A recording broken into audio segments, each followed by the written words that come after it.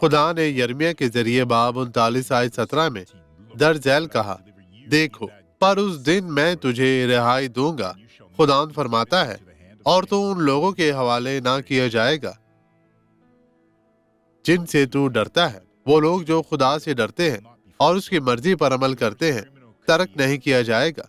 آپ کے بعد بدترین مجرم ہو سکتا ہے، وہ دانتوں کو پہن سکتا ہے، پھر بھی خدا آپ کو چھونے کی اجازت نہیں دے گا۔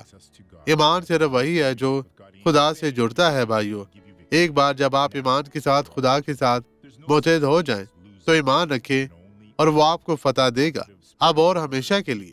ہارنے جیسی کوئی چیز نہیں ہے، آپ صرف جیت سکتے ہیں۔ باپ، میں اس شخص کے ساتھ مل کر دعا گو ہوں جو خوف زدہ ہے، جو کچھ بھی شیطان ان سے کہہ رہا ہے وہ ایسا نہیں کر سکتا، کیونکہ یہ تیرے بیٹے بیٹیاں ہیں۔